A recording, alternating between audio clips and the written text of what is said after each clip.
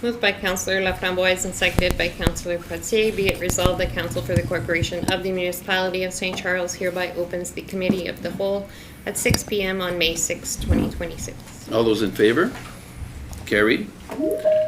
All of council is present today. We would like to begin by acknowledging that we are in Robinson Huron Treaty Territory, and the land on which we gather is the traditional territory of the Atikameksheng Anishinaabe. We also wish to recognize our neighboring community of Dokis First Nation. While we meet today, we would like to take a moment to acknowledge the importance of the lands we each call home. We do this to reaffirm our commitment and responsibility in improving relationships between nations and to improving our own understanding of local Indigenous people and their culture. Can I have a mover and a seconder to adopt the agenda? Councillor Loftus and Councillor Lachance. Moved by Councillor Loftus and seconded by Councillor Lachance. Be it resolved that the agenda for the Committee of the Whole held May 6, 2026 be adopted as presented. All those in favor? Carried. Disclosure of pecuniary interest, Councillor Laframboise. None, Your Worship. Councillor Loftus. None, Your Worship. Councillor Pelletier. None, Your Worship. Councillor Lachance. None, Your Worship. And none for myself. Are there any questions by member of the public? If so, rise, state your name, and the item on the agenda. Okay, Suzanne Laflade, question is in reference to 4.2, Treasurer, Director of Finance. So under 4.2.1, which is a report to council, hot and cold meals. In the profit loss report, I do not see anything expensed towards janitorial services, heat, hydro, and or propane for kitchen oven. These expenses must come in as a factor. Each time the kitchen hall or washrooms are used, it should be inspected by the authorized individual who would be ensuring that all is clean and in order. That is a cost. Is there only a $1 for the meals or $2 factors? Example, who pays 10, who pays 15, and who pays nothing? And how do they differentiate who pays nothing? Thank you. Is there anybody else with a question? No? Okay, thank you very much. Any announcements by council? None for myself. None for myself. No? Okay. We will move now to our presentations and delegation from Aqua Annual Lagoon Report. Take it away. Thank you, Mayor and Council, for having us. I'm Ted Smiter with the Ontario Clean Water Agency, Business Development Manager, and I'm here with my colleague, Senior Ops Manager, Fred Bove, who will more than happily present the annual operating report to you. Good evening, Council. Like Ted said, my name is Fred Bove. I'm here to present the 2025 annual operating report for St. Charles Lagoon.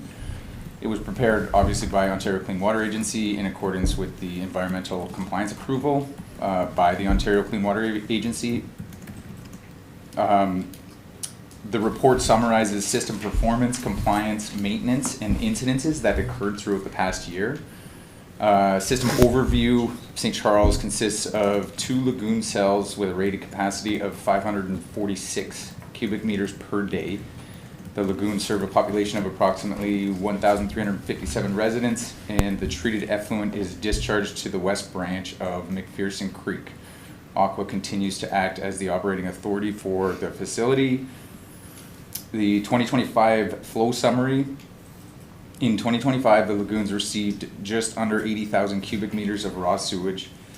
The average daily flow was 218 cubic meters per day, which is about 40% of your rated capacity.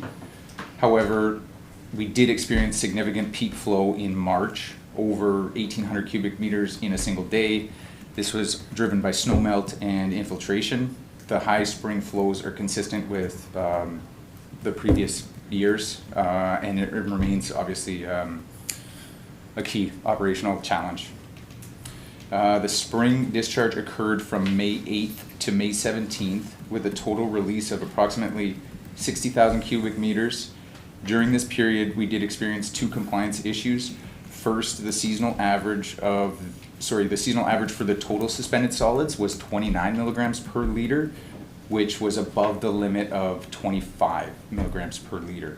Second, we had one pH reading on May 12th, which reached 9.77, which was slightly above the upper limit of 9.5.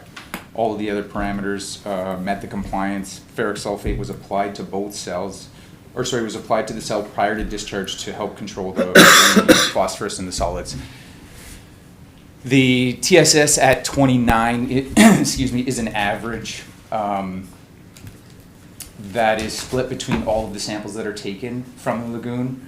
So I think what contributed to this one is the last result. Typically when the lagoons are nearing the end and we're getting closer to the bottom, that increases those suspended solids, so it obviously bumps up our average. The autumn discharge, that discharge took place between October 28th and November 18th with a total volume of 13,000 cubic meters.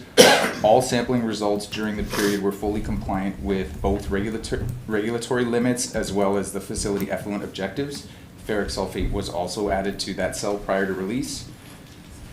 Environmental incidences, there were 2 significant bypass events which occurred in April due to extreme weather and snow melt. On April 1st,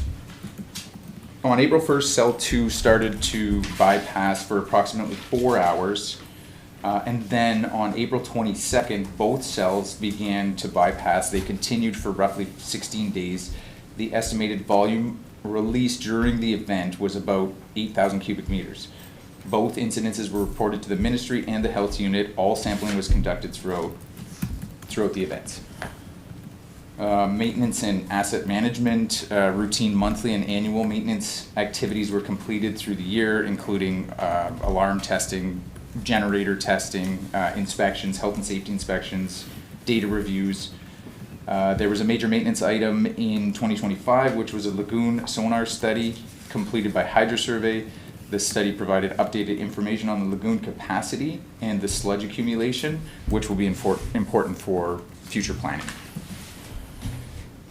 Sludge and capacity, obviously there was no sludge removed from lagoons in 2025. The sonar study that was completed this year will help determine when or if we're required to remove any sludge.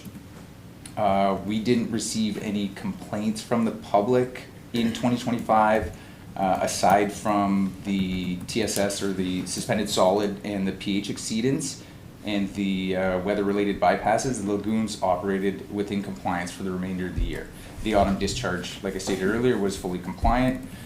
The lagoons continue to provide effective treatment under normal operating conditions. However, the system remains vulnerable to extreme spring flows.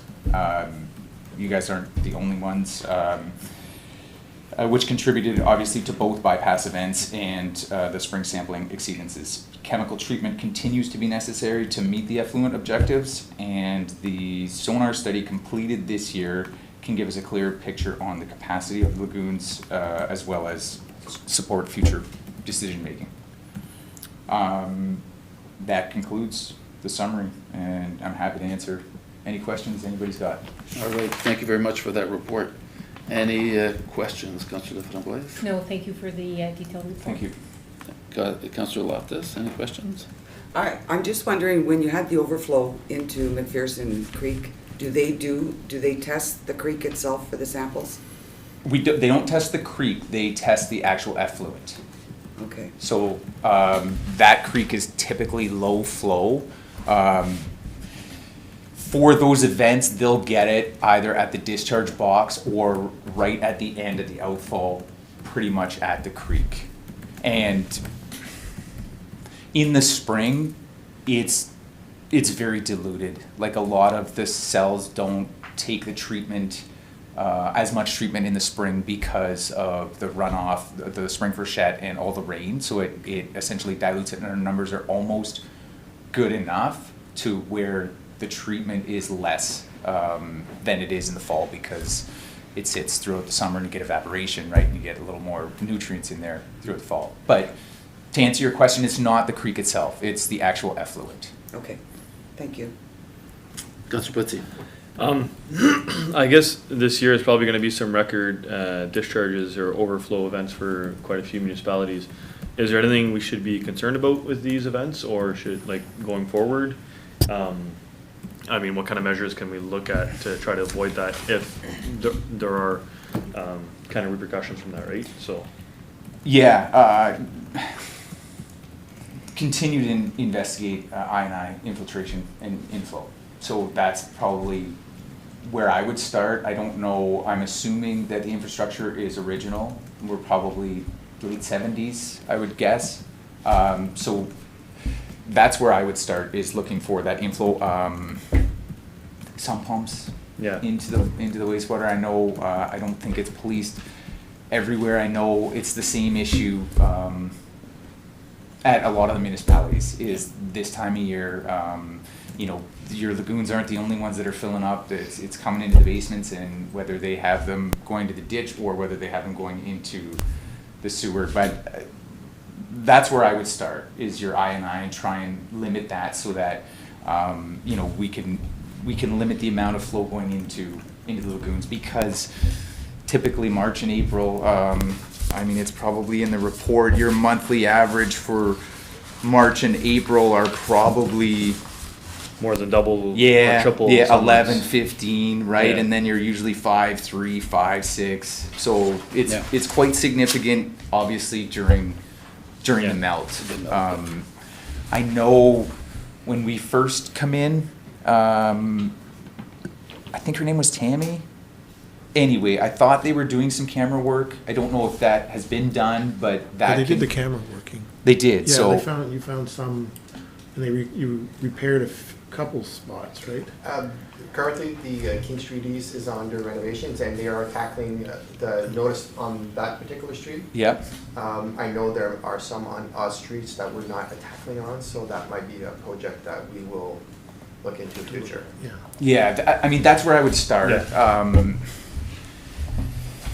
And then, you know, you can see how much you reduce those flows that time. Yeah. You're not gonna stop at all, right? Because that freshet, and that's coming, it's obviously still gonna come into the lagoons Exactly. from other sources, but I think that will make a significant Okay. difference, because it's almost tripled or doubled, we'll say, from those 2 months. Yeah. Compared to everything else. Yeah, Yeah. those numbers are doubled from what I see. That's, Yeah, oh, yeah. that's from the system Yep. infiltration as opposed to, I mean, we did have a lot of snow. Yeah, we did. Yeah. You know, so that's gonna contribute a bit, but that won't be measured. That's No, right. there's no way to measure That's that, right? the problem. So, Right, and this is just getting captured going through, you know, lift station to the big lift station through flow meter, so, Yeah. it's getting it somewhere. yeah, perfect, thank you. You're welcome. All right. Councillor Lachance. Yeah, we're just, I guess a comment under section 2 description of facilities. We have down for the service population as being 1,357. I don't believe that, and I know that there aren't that many users on the system, so I don't know if there's, if that's the numbers that are used in any of the calculations, but they were closer to like 350 for the users on the system. That wouldn't be used in any calculations. Yeah, it wouldn't be used It's in a- any calculations. Probably a typo. That might be an error on my part. Is that the municipality? Council. Oh, okay. Oh, Yeah, it has our population and not the users on the system, so I don't know if that's, maybe I'm just overlooking it, but, it won't throw any calculations off. okay. And that's it for myself, it's just that. All right. Thank you, Councillor Lachance. We just make sure we wouldn't use that number for any system calculations. Yeah, like Exactly. design Stuff- guidelines. design and Yeah, stuff like that. yeah. That's Yeah. all. All right. Well, thank you very much for the report. I also, that inflow issue is something that I think council will be trying to decide or look at remedying in some way, but I think it's something that is common in lots of municipalities. Yep. And they have to deal with it also. Yep. But thank you very much for the report. No problem. Thank And, you for having us. welcome. Okay, Thank you for having us. thank you very much. Have a good night. Thank you.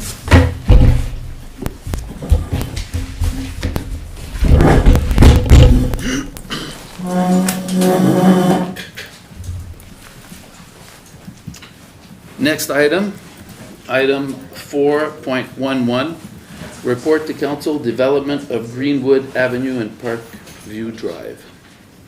Prepared by Michelle, but I would imagine. Yes, I helped her prepare the report, and I briefed down the specifics from it. So we'll just take council back to a previous meeting when we discussed the application or for the considering of a petition to build up the road.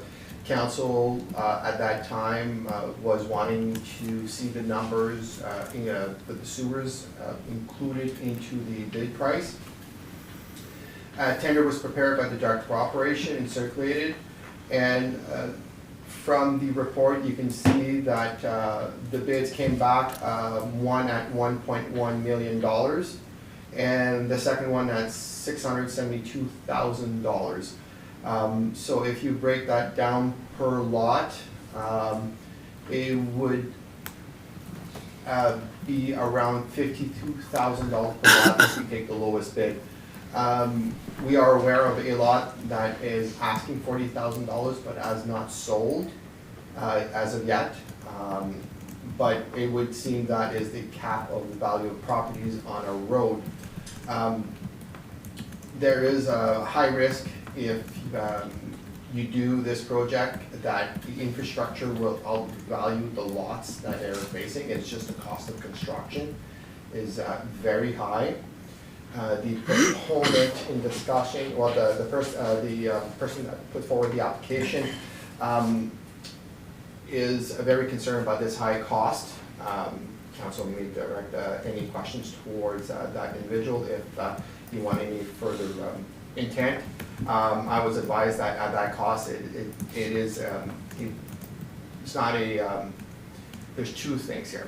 It's business side, I'll just leave the business for the person to discuss. On the municipal side, if we are to pursue this project and take on the debt and reassign, our guarantee, we don't have enough guarantee if for whatever reason it's defaulted on a lot, somebody buys it, goes bankrupt, we can't sell that lot to recoup what it will cost because $40,000 doesn't cover $52,000. So that being said, it is high risk if the municipality moves forward with both road and sewers.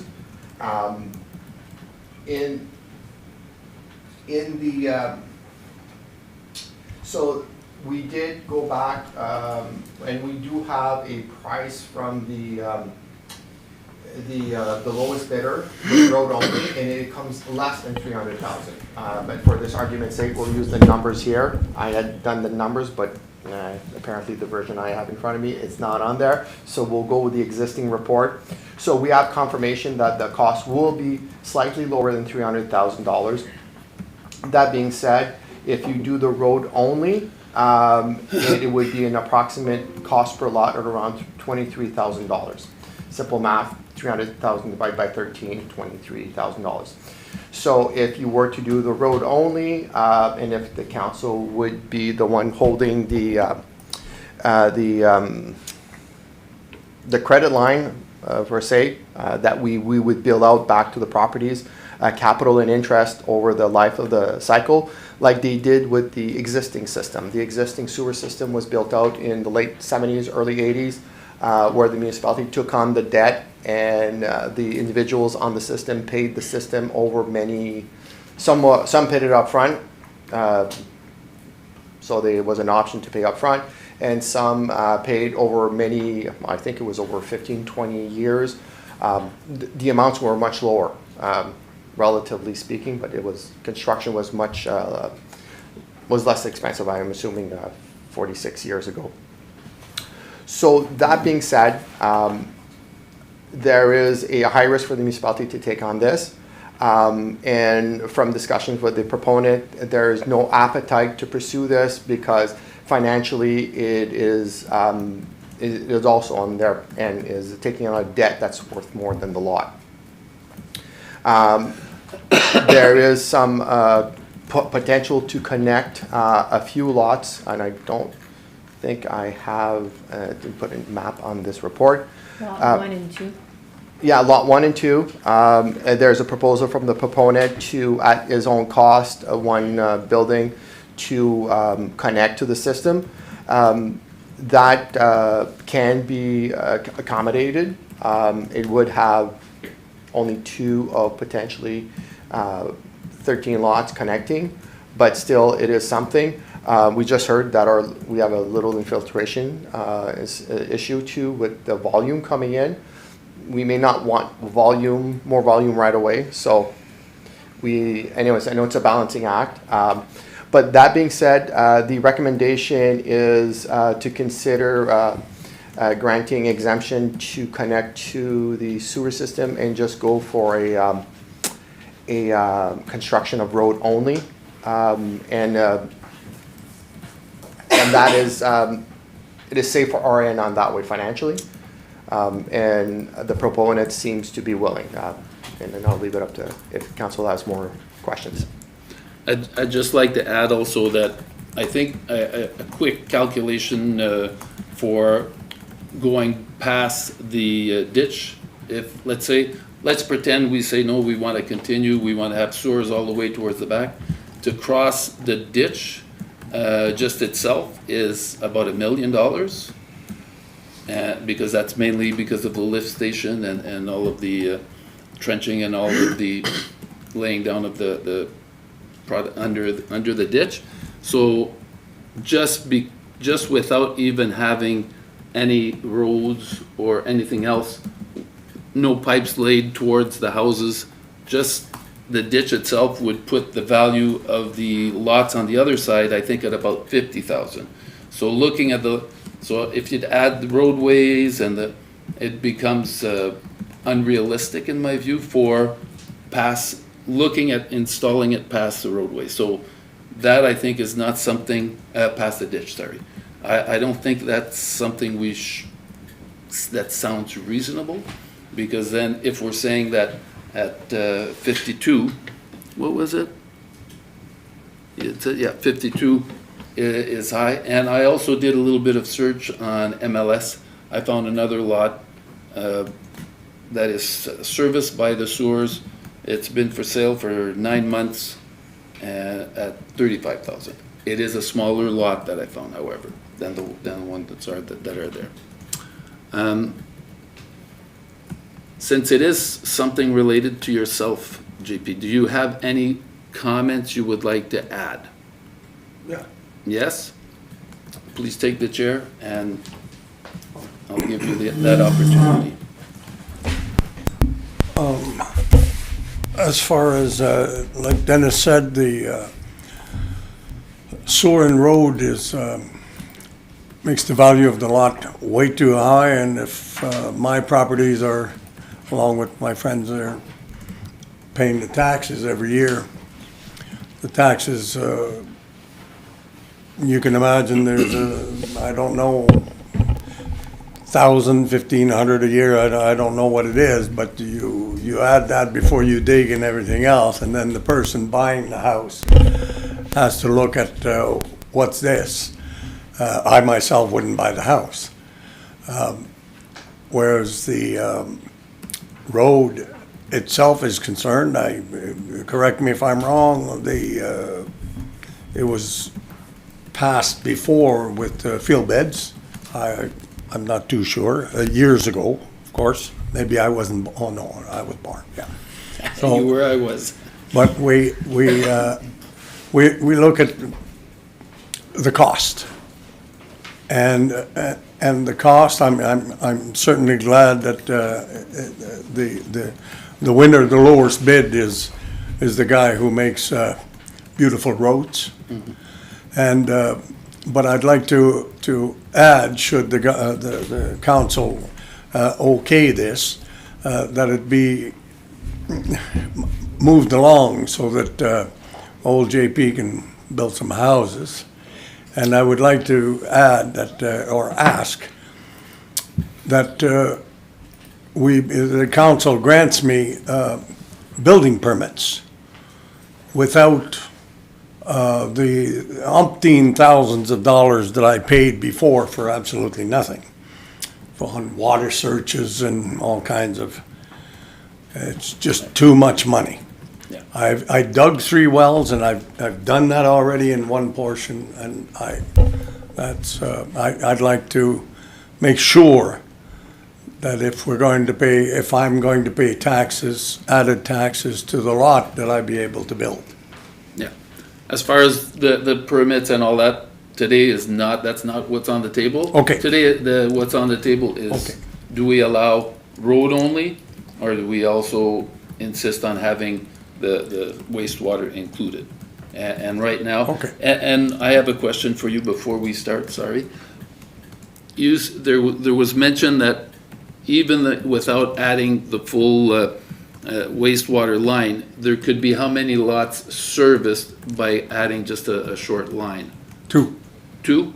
2 lots, Lot 1 and Lot 2, because the deep construction has already stubbed out to the subdivision. So, Are those 2 lots yours? yeah. Okay, all right. And it's just that I wouldn't want the bill to be on top of the road. I'll take care of that myself, Okay. to connect to the sewer when the permit is ready. All right. We'll go with questions now. Any questions, Councillor Laframboise? I am in recommendations with the resolution. The only thing I have a problem, we talk about exemption of the sanitary sewers. We also need to talk about the septic system. I know it's not on there, but it needs to be spoken about, because how long is it gonna take before we have another report to allow the septic system to go ahead? Like, I think this needs to be brought up today and discussed. So if we're not going ahead with the sanitary, I think that we need to Approve discuss. at the same time. Yes, Yeah. because it's me. Yeah. Builders want to build, Yeah, and we that's want it. to see houses. So I would like to discuss this also, about the septic system. Okay.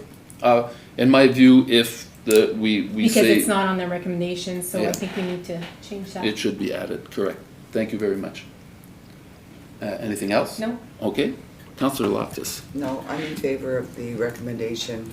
I also agree with Councillor Laframboise that, you know, obviously this is a contractor that wants to build homes, you know, to allow our community to grow. So the faster we get this resolved, and like, I mean, you're willing to hook up number 1 and 2, your lots, which is to me acceptable. I mean, I think there probably could be another 3, 4 lots that could continue. I think in front of Lot 2, there might be 1 or 2 other lots that can connect to the trunk that I have. I'm not sure, I'm not the owner. Yeah. But Yeah. So we could, is at one point, after such a distance of line, they need to have and that's where the What? expenses become, and that's where A clean out, you mean? a clean, yeah. Yes. Oh, of course. Yes. So- Down oh, no, south. not just the clean out, Catch basin, catch basin? that's what I was Catch- Or trying to catch say. basin, yeah. Well, I think So, and I think that's where, it's one at the end. yeah, okay. Yeah, but also I build down south, and there is when you connect to the new construction, and I do recommend it because it's not costly, it's maybe $3,000-4,000. As you're going as the trunk is going into the lot line. At that point, there's a stub, an 8-inch stub that goes up and out of the ground. And that is, if there's ever a problem, The cleanup. that's the access there, and it's worked very good on, I've had a few bad experiences there for the city of Wasaga Beach, but everything turned out because of that. You don't have to tear up the whole lawn and all that kind of stuff. All right. Any other? No. No? Councillor Poitier? No, I'm in favor of the recommended resolution and adding in the exemption of lot 1 and 2 and approving the septic for the other lots. Obviously, only the ones, I guess, that would have been requested, right? So if others, like, we can only approve what's been requested by the owner, right? Well, but Yeah. all of the rest of the road would just be gravel. And so therefore, at that end, Yeah. that's the end of the Yeah. wastewater. There would be a turnaround at the end. Oh, yeah, that's been designed prior there. Yeah, yeah. Okay. Councillor Lachance? Just two parts to the question. First part is if we're going only forward with just the road and not the sanitary sewer, are we to re-tender this now? And the second part of the question is, if we're not going with the sanitary sewer, are we continuing with the road past the municipal drain? Okay. Do you want to take those? I can address the first one. So Okay. the tender was tendered out. There is language in the tender so we can negotiate with the tender for a negotiated price. With the winner? The lowest price. We have that negotiated. It would be brought to council, so council would have to review and accept that everything is in line, like the cost per meter of building and mobilization. And that would come to council, but there is language in the tender to allow for negotiation with the lowest tender. So the intent is to bring all of this, plus the official petition signed by the applicants, with the rules of more than, I can't remember the rules, it's more than two-thirds I think, yeah. and so many owners. And we'll have all that cleared out for council at the next council meeting. So in 2 weeks' time, the intent is to have a petition and a bylaw at council and a resolution. So the bylaw would be to start the process of a local improvement under the Open Meeting Act, and the resolution would obviously be about the exempting the lots from being connected to the allow septic system on individual lots. So that is the intent process. So it's going to move quickly with the next one. And at that point, we will also have the tender, renegotiated tender with the lower price, and you can compare unit rates that are similar or lower as what the original tender was brought in. So that is the plan. So hopefully that addresses part one. And part two, I guess we'd have to wait to see if the next landowner is interested in filing a petition also. But now knowing that the wastewater would not be part of the tender whatsoever. So that's the next step. Does that answer your question? No, that answers my question. Since I just didn't know if removing the sanitary sewer portion of the work would have allowed for more contractors to submit pricing and maybe come to a cost reduction to the municipality. Oh, you mean to tender both together? No. No, I think what he No, said. like some contractors might not have bid the work just because of the sanitary sewer installation, but if it was just building the road, maybe we would have had more contractors put a price in. That's what I was saying. Okay. Do you have a comment? I do. To your second most, the price that was negotiated to do the road is, that portion of the road is a little bigger with bigger culverts and whatever, and that is very, very close to the amount that I paid myself for the first part. And it's a beautiful road. Okay. Oh, and one more thing, if I may. Yes. The speed of which this process, whether it be yea or nay, would be approximately when, so that I personally know what my next step is. Well, in 2 weeks, if we go ahead, all of the documentation will be signed, and afterwards, We I can guess issue- it's ready to go. That we would be able to, once council receives the tender and agrees to the tender price, and we can even consider looking at it quicker if there's really an intent, if there's somebody that can bid lower. I did look at it and it seemed reasonable in terms of price, because obviously two bid. At this point, if you retender, you will be eating into spring. So, but I know there's consideration of making sure that the landowners get the best price possible. It is a concern, but from my understanding from talking with the proponent, it is a reasonable price. He's accepting the amount. And Yeah. then it would have to be accepted by, I guess, 100%, yeah. the group, so. Yeah, but he's considering keeping, moving on with his petition with that. And it would require everyone signing on with that knowledge of that price and that commitment. All right. One quick thing just to the treasurer, if I may. For this work here, I know it would be pretty much a loan to the property owners, but would we have to be doing a debenture for the work, or something that we can do out of budget, out of our reserves? You could, but I wouldn't recommend it. I would get a debenture because it would be the landowners that are paying it, including the interest. You could potentially loan out our money and pay ourselves interest, but we do have quite a few large projects coming up that we might need that funding for ourselves.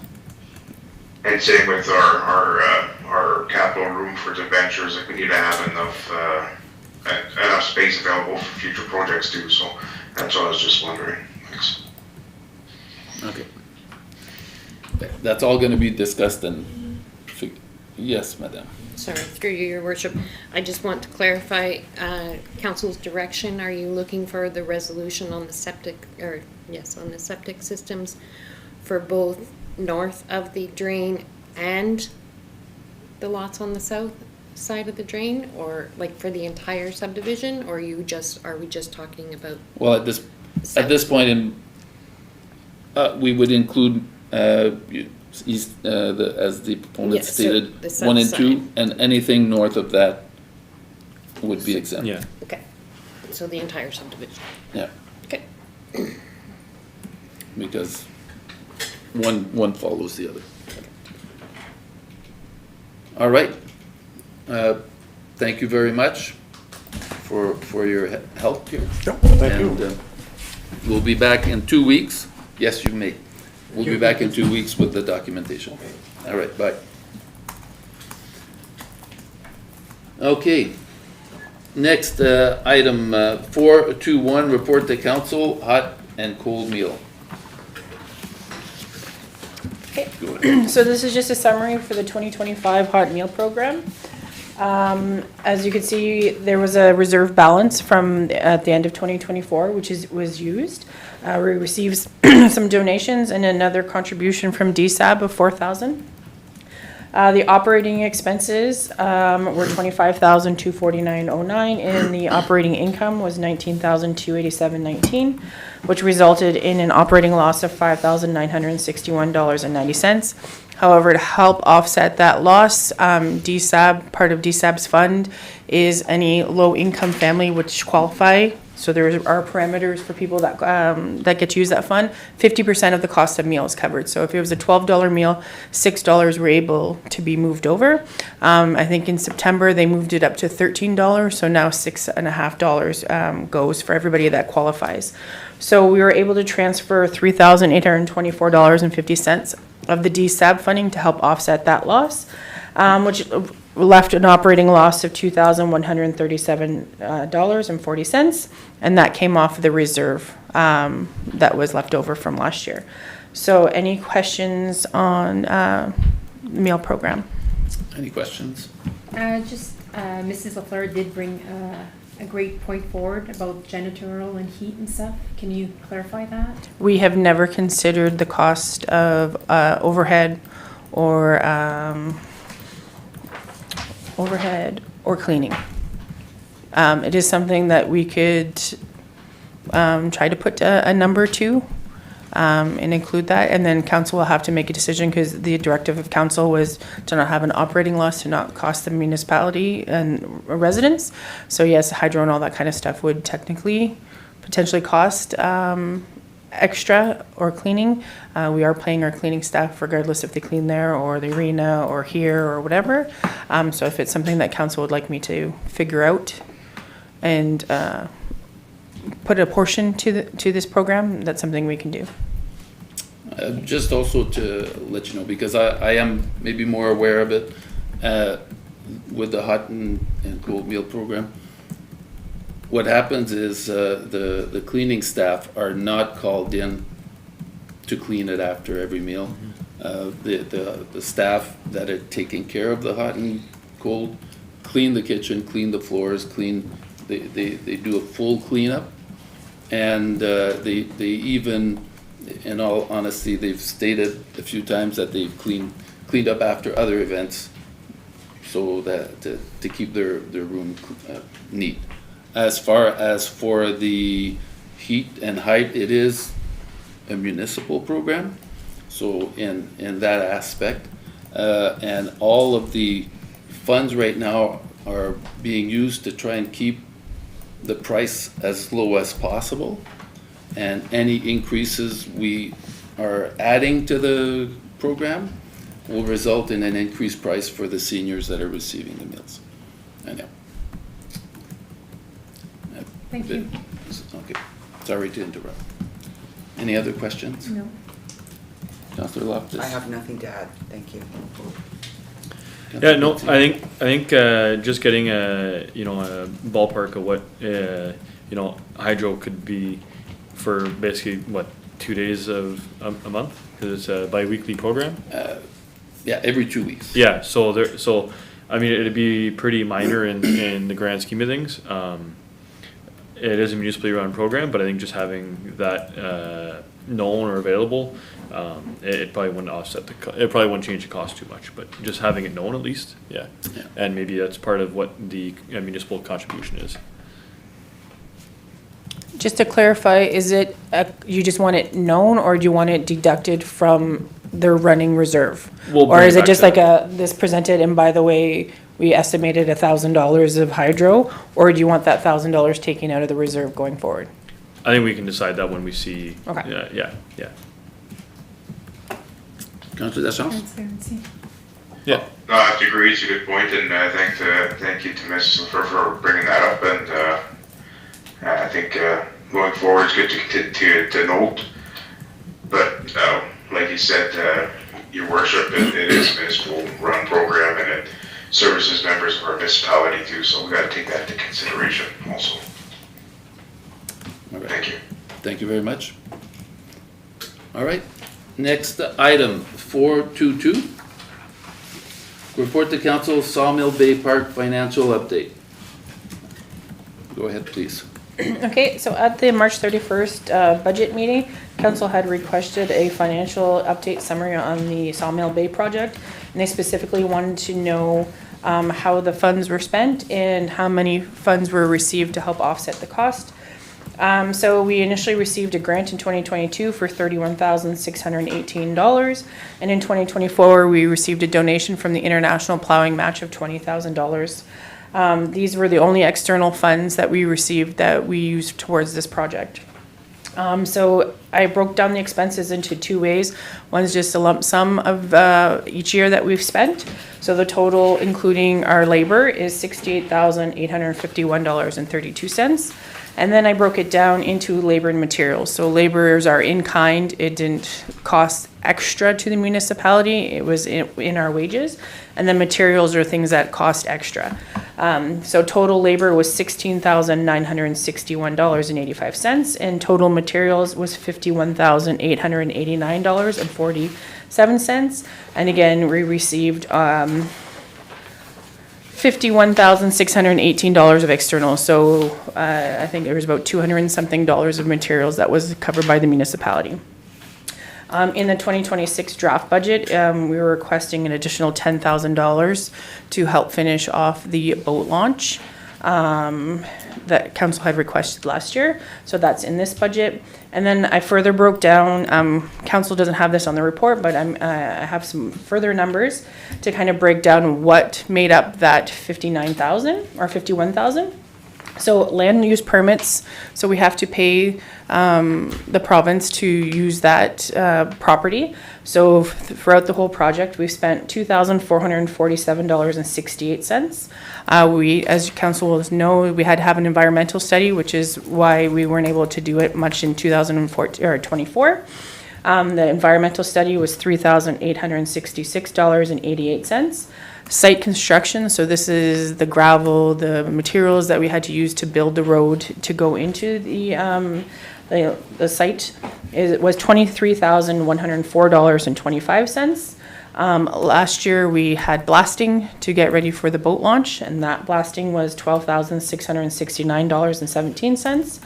Signage, so you see that big beautiful sign that we have. We also have signs within the area, no parking, washroom here, clean up, all those kind of signs.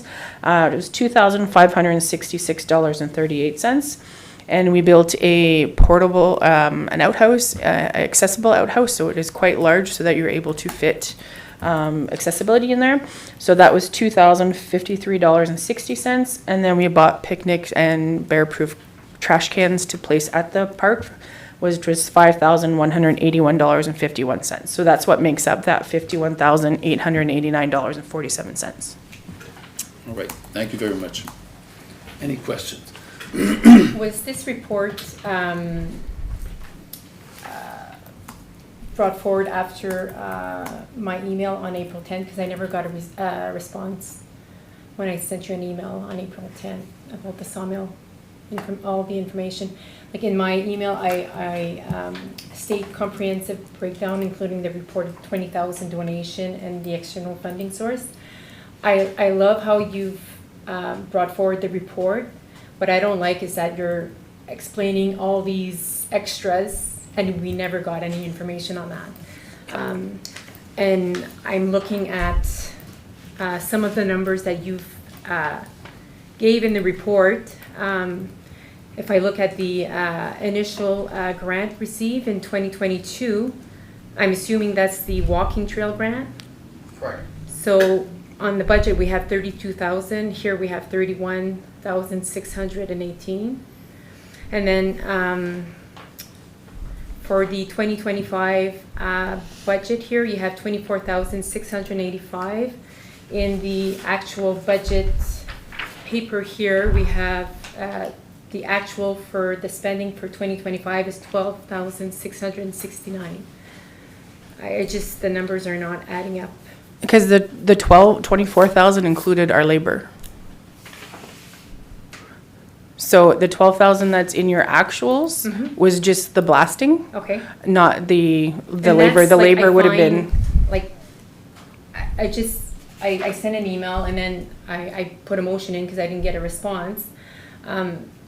I need to have all the actuals like you stated right now. Like, I think we should have had all of that in the report. I'd like to know when the outhouse, all the stuff was purchased for that, the picnic, all like, we weren't aware of the blasting last year. I wasn't aware of it.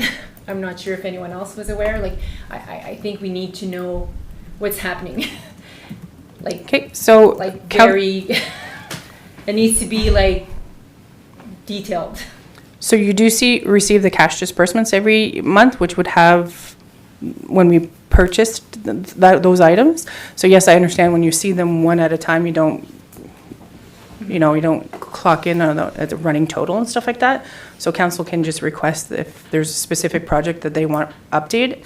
So I was just giving you a high level, but because of a lot of the questions that council and residents have asked, I broke it down, which was all those numbers that I just did, and I just did that the other day. So that wasn't part of this report.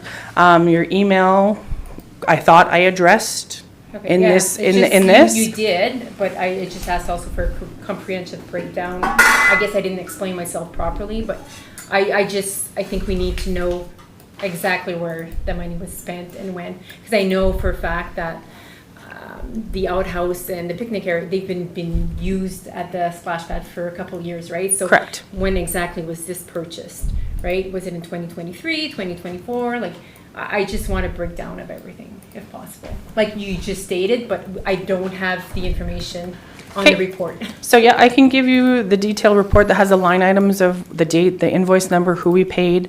I was just summarizing it to make it Just for easier. transparency, lots of Yep. people are asking, and I think it's only fair for residents to know everything. Thank you. Thank you. Councillor Loftus. No, thank you for the report. It was very detailed. Councillor Petit?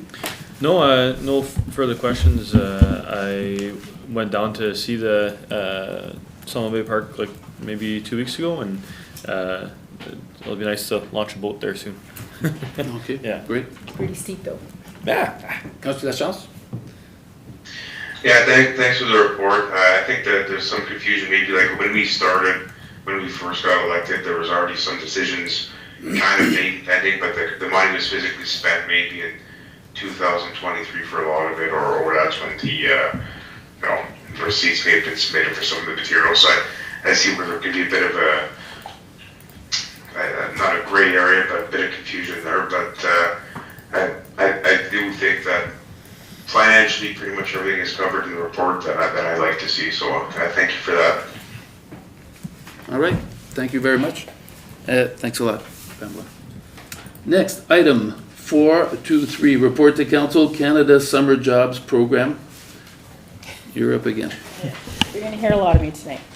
Okay, at the budget meeting, we had discussed 5 summer students. That is what we requested.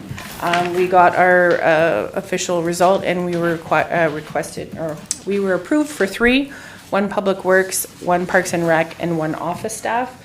Initially, when we were talking at budget, we talked about cutting, and since I need this kind of information to present budget, hopefully at the next council meeting, our second draft, I'm just asking council to decide on how many summer students that they would like. If you would like to go with the 3 summer students that we were approved for, cut it down to 2, cut it down to 1.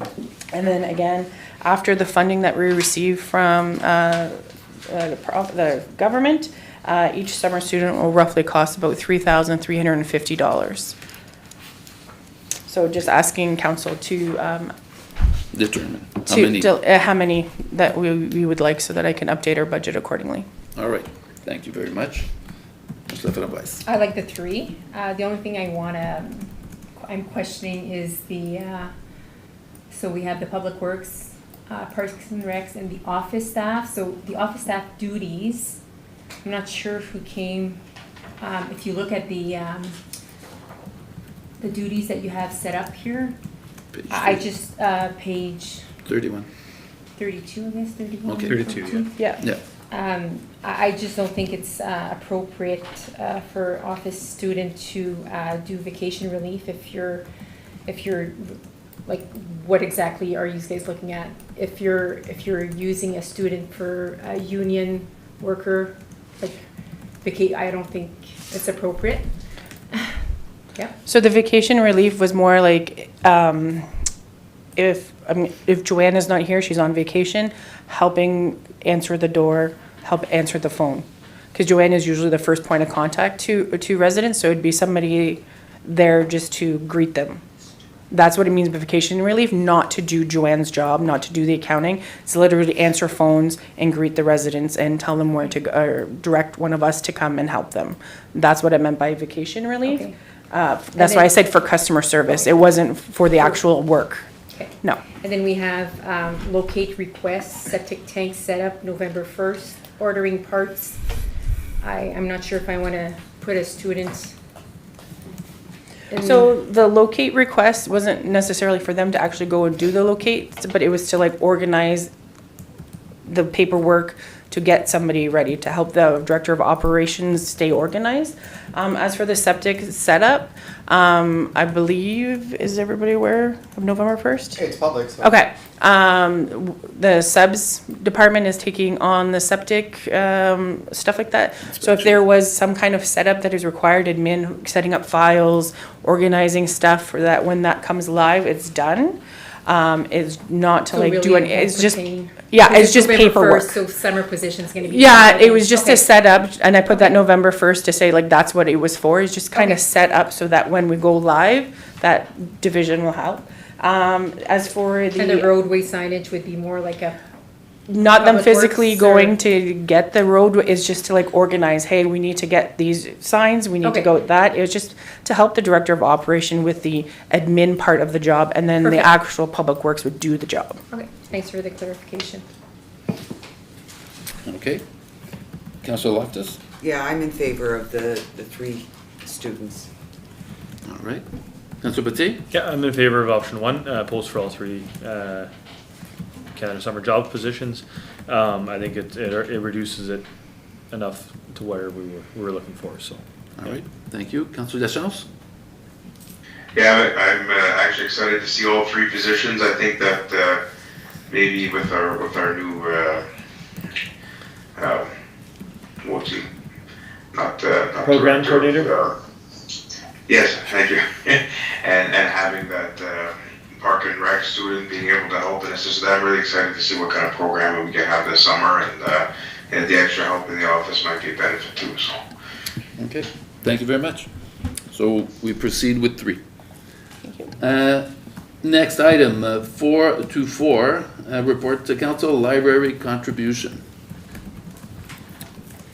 Okay, so at the draft budget on March 31st, the original request from the library board was given. Council had requested that the library board come to council and justify their asking price. So kind of just summarize some of the discussion that was had there. So safety concerns of being in the building alone. So we had talked about having later hours. Once school is done and the business is closed, the librarian is the only person in the building. So it was a safety concern that the library board felt of why we don't have extended hours. Like everybody, they have rising costs also. They have stagnant grant funding. One of their grants was stagnant for 20 years. They might potentially be losing some of their grant funding also. I know we talked about having the school kind of support a little bit. They did talk about them providing books for them. However, they feel that if we were to leave, that those books would probably remain with the school. And also we're currently using their library checkout system. If we were to move locations, that we would have to invest in some kind of system ourselves. There was also privacy concerns because there was discussion about 1 day a week that the secretary become the librarian, and that would be the day that the students go to the library. There was privacy concerns from the library board that the secretary would be able to see who that are non-students would be able to check out books. So like they would be able to see what I'm checking out because they would have access to that system. There was a poll created and provided to the library board to get their feedback so that we can release it to the public. And we discussed sharing library events on the municipal website to help draw residents into their programming that they had. I was also asked to reach out to the municipality of French River to see what their contribution for their library is. So I reached out to their treasurer. Their 2025 municipal contribution for their library was $181,040. I asked for a breakdown, if they had a breakdown of what was spent in Noelville and Albin, and what was in Albin. They do not. They just provide that money to the board, and it's up to the board to decide how the funds are spent. Also, the library board had directed me towards a statistics page where they submit all of their information for. So I was able to pull a couple data for like-sized municipalities. So the first chart here is, the first column is the residents, so I'm kind of comparing us to like-sized municipalities. And then the second column is the operating funds that they receive from their municipal contribution, and then the cost per capita. So as you can see, we're kind of in the lower range cost per capita based on these like-sized municipalities. And then I'm comparing them on the second column, or the second graph, to our neighboring municipalities of Markstay, Warren, and French River. So we're comparable to them cost per capita. However, I want to make sure that council is aware of, biggest bang for your buck. That's what we were kind of talking about, getting programming. So there's another chart here that has the number of users to make sure that our residents are using it, programs that are offered, and how many are in attendance. So as you can see here, there's a dramatic difference in where we are. We're not offering as many programs as other municipalities are, and our attendance is very low. And then on the fourth chart, was comparing it against French River and Marks Day Warren. Marks Day Warren, I know, seems very well attended, but they also run their sports programming through their library. So all of their kids through soccer and baseball and all that kind of stuff. So that's why it shows that their annual attendance for their programming is 15,000 people. But as you can see, like, we're very low. We have 2 events annually and attended by 31 people. Okay. So it's just information for council, and again, because I would like to get budget done, if they can make a decision on what contribution they want to give the library, whether they give them the asking, we give them the same as last year, which was the $63,859.67, or if council has any other amount that they would like to include in the budget. All right. This is a very difficult decision that council will have to be making, because it is impacting our employees, which are the librarians. But what we have to be looking at is, as it's been stated, bang for the buck. Are we running a program or a library that is accessible by municipality, or are we running, or do we think it's basically a school library? And yeah. Thanks for the data. It made a big difference for myself. I have a hard time or difficult to justify an increase given the current level of usage. Just showing the data that you gave us and stuff.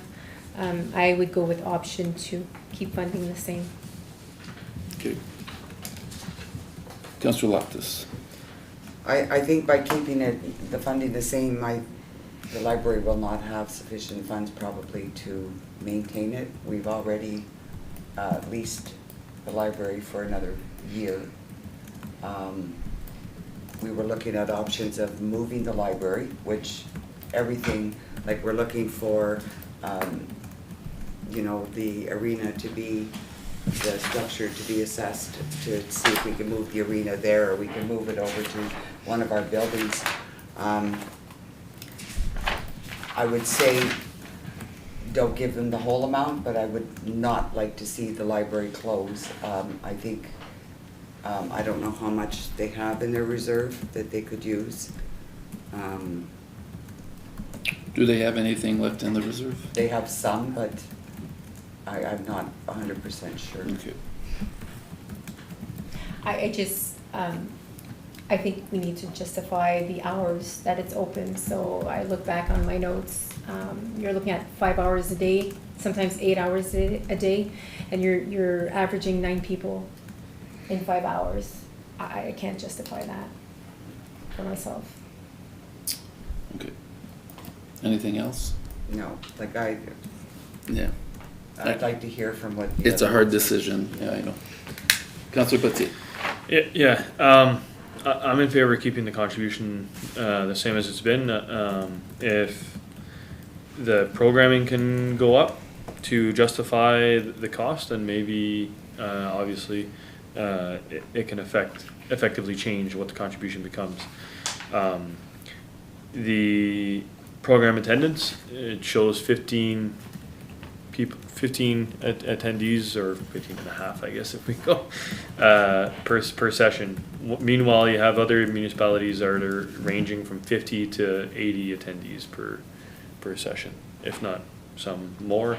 Some are similar, of course, but or lower attendance, but I mean, it's kind of hard to, the numbers are there, right? So, yeah.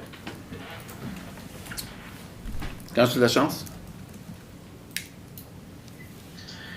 Yeah, I really like that chart that was provided, thanks to, I think you said it was the treasurer from French River that gave you that website, Pam. Being able to see the cost per population, to me that helps a lot. kind of puts a little bit of a doubt in my mind. Maybe we've been underfunding, but again, I do see the cost. And at the end of the day, it's, are we wanting to keep a library in the municipality or not? Because that's pretty much what I'm seeing in my mind. The decision that we have to make is, if we're deciding to just give them the same funding as last year, they're going to be closing. And if we choose to increase, we have to choose to increase. We are not in a position right now, with it being an election year, to be able to make a decision on whether or not it's going to move in time. I think that decision is kind of beyond us at this point, because I don't think it would happen in time. And we did commit to the 1-year lease.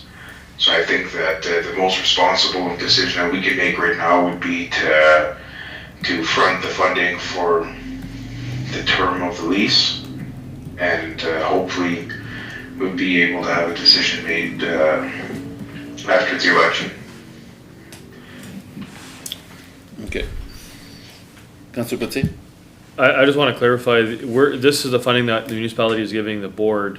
What the board does with the funding afterwards is up to them, but it's fully within their capabilities of changing, making modifications to how it's spent, right? So if they need to change the service level by reducing hours or in some shape or form, that is completely up to the library board at that point. Yeah, and yeah. I just want to say first, we're handling it as if we're a sole municipality. However, in the other municipalities that handle 2 libraries, each library is open either 2 or 3 days out of the week. So it's another concept. So just 2 things to clarify. It was the library board that gave us the website when they presented, so I went and looked at that. And the other thing, just to remind council that at the budget meeting, when I said that they had roughly 9.5 months, that was based on the full contribution of the 74. So I just want to make sure that council's aware of that. If we were to deduct the roughly $12,000 asking, that would lower that potentially if they don't make any modifications to how they're doing business. Not that that's to change your mind, but I just want to make sure that everybody's aware of that. Yeah, okay. So essentially we've got 2 votes to maintain. You have the last comment? I'd be in favor of a slight increase, but not to the full 12,000, just because obviously inflation has, gone up in recent years, and it's been not just last year with an increase, but even the year before with an increase. So it's we'd be going on the 3rd year of no increases. So I'd be in split favor the of a difference small sort of a deal? increase. Yes, but obviously it needs to, the program needs to change. It's just There was a big increase though in 2022, it was only like 34,000, or it was really low before. And Because now of it's it jumped to 63, because of the Provincial funding was reduced. no, I think they took on the financing. There was a change in the library CEO around 2022. And then there was dramatic increases, and then as they took on more responsibility, the increases continued. And then I don't know if they extended their hours or not, but most of the increases was wages. Okay. And I think taking over the QuickBooks too, That was part of the She added justification for one of the wage increases. And then just to point out to council, in 2023, the first time or in 2024, they kept their budget the same. They chose to take 10,000 from their reserve. So they didn't reduce their budget, they just took 10,000 from the reserve. And the same thing has happened last year. So their reserves are pretty much close to nothing. So they're not adjusting their expenses accordingly based on their contributions. They're just finding other funding sources. However, their funding sources have now depleted. Okay. So can I add just one more round to see if we split the difference, which would be about 68.5, we'll say 68.5 as a contribution amount. Would that sort of be reasonable in your eyes, Councillor Laframboise? as Councillor Putzi said, like, increase it to some extent, but I just don't know what's gonna happen after 9 months. They don't even have the money to continue. That's my, But the 9 months though was brought them right up to December Yeah, so with the then, 74. with the 74. correct, Yeah. the 9.5 months was based in March when I originally did the budget proposal, so that would have brought us right to the end of March, again, at the 74. Yep. I'll go up to 68, but not higher. Okay. They need to, Okay. start looking into shortening their hours or. You'd like to maintain the 70, what was it? 74.6?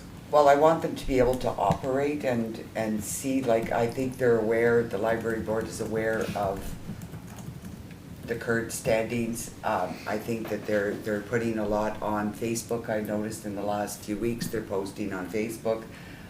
You know, they're having diamond painting, they're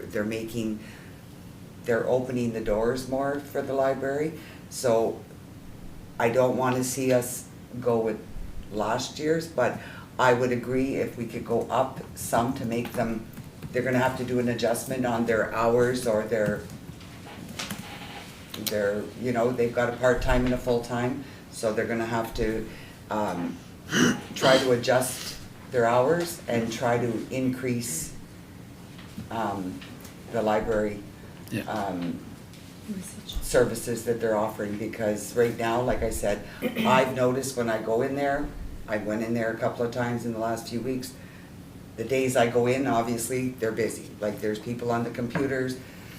Is it enough? Are we giving them too much? Are we giving them not enough? I don't know, so I'll meet halfway, Okay, you know, just. so 68.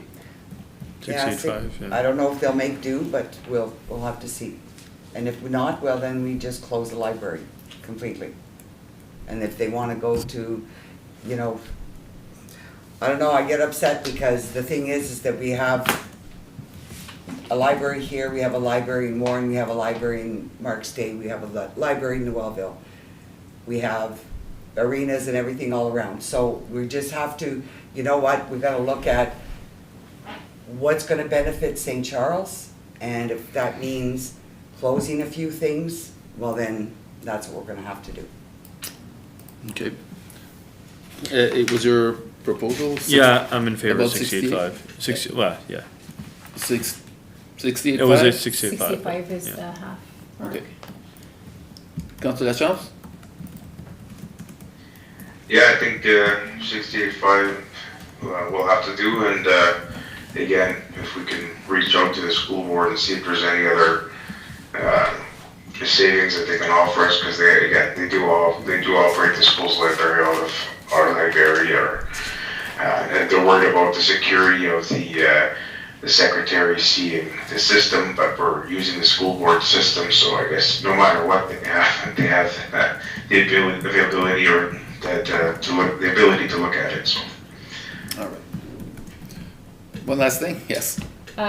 I know we keep on saying that we brought forward a survey, but do we know what's happening with that survey? Are they gonna bring it forward to They have a meeting residents May or? 14th, so everybody's got the survey, they're just doing their input, and May 14th, when's our next meeting? Ours is the 20th. But it's going to be, I would like it, like, in the community, that's what I'm talking about, the survey that I brought forward. Denny knows all about it.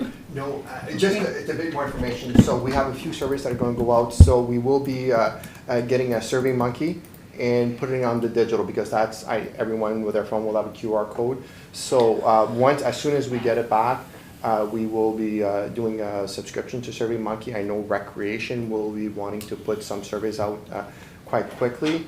And so we're moving forward. As soon as we get it, it'll be shared with everyone, and we're planning to do Survey Monkey. Clarification on previous, for the term of the contract, we negotiated a 5-year term, but with a 3-month notice to vacate. So at any time, we can give a 3-month notice. So it could be in 9 months or in 4 years. So just say we're not bound by in 3 months is, we won't have time to renovate any room in 3 months. So we give notice by the time we renovate, it should work out. So eventually, once we get the engineering figured out where it's possible and the costing, because obviously there's going to be a cost for renovation. Sorry, this was a bit, it was said, but Yeah. just wanted to clarify, it's 3 months, not a year. Okay. Thank you. So for the contribution, 68.5 was the amount. All right, thank you very much.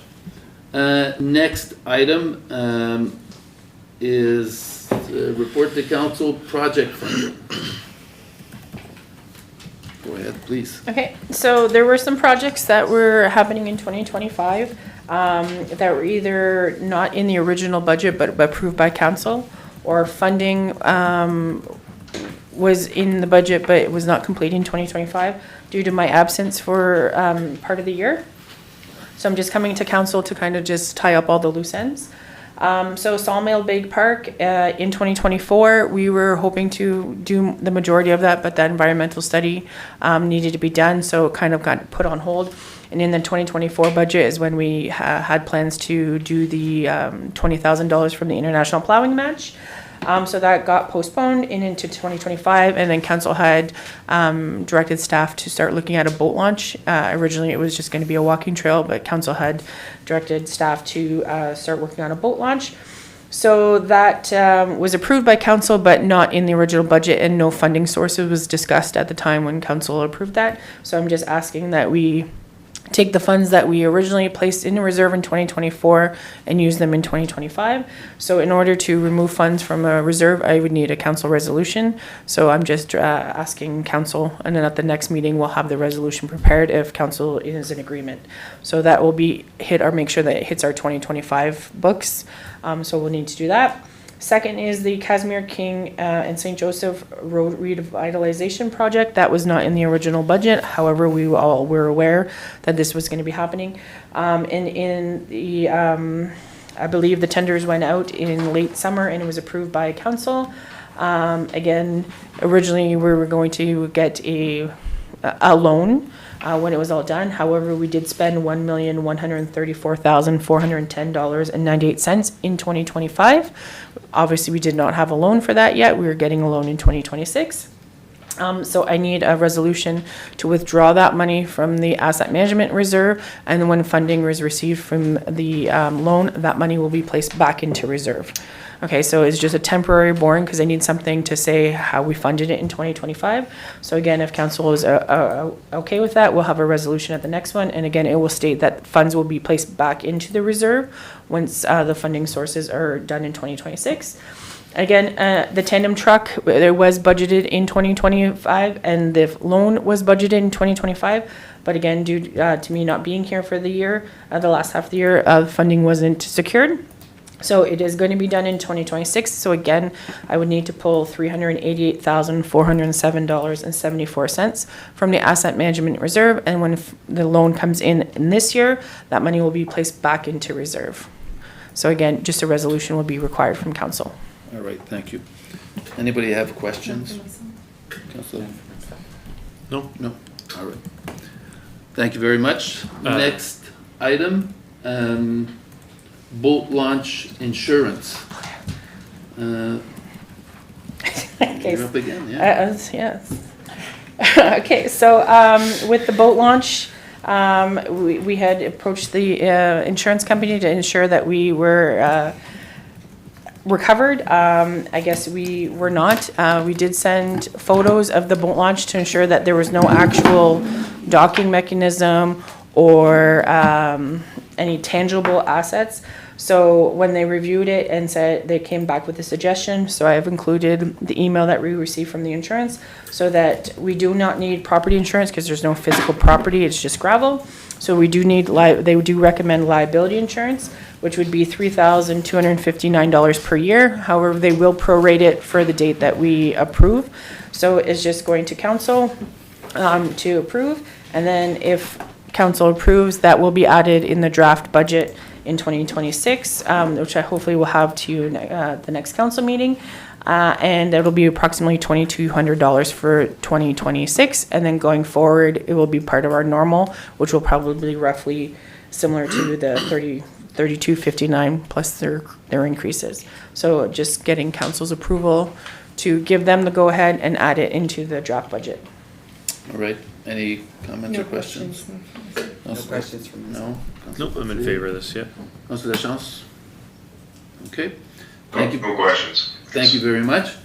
Next item, report 427 facility rental account standing. It's again you? Yeah, it's my last There one, we I go. swear. Last one. Okay, so staff is just coming to council to review a facility rental account standing policy, and see if council agrees, if there's any changes or recommendations that they would like staff to come back with. So as our facilities increase in bookings, we should have some kind of policy that says that you must be in good standing in order to continue to rent our facilities. As of right now, we do have a few organizations and individuals that have outstanding amounts that are on a continual rental payment or rental activities. So as of the date of the report that was written, the total balance of those individuals and or organizations was $16,660.24. As of today, we did have one organization that paid, so the balance now is $16,120.82. So it's just to review the policy and essentially say that if you're not current with your account, any future bookings or even booked bookings will be canceled until until you're paid in full and in good standing again. So just have any questions from council or any revisions or if they even want a policy as such, Okay, open to suggestions. all right. I think it's a good concept to have a policy of that nature, but revisions, any comments on that matter? Councilor I'm just Framboise. curious, how long has this amount been outstanding? It's a big amount. And it's more than one? It's less than a year. I don't want to, Yeah, Yeah. if too much information, because I might, And is it more than one, like, organization, individual, or is it like? right now with the new one, it's 3. Okay. I was looking at the policy you brought forward.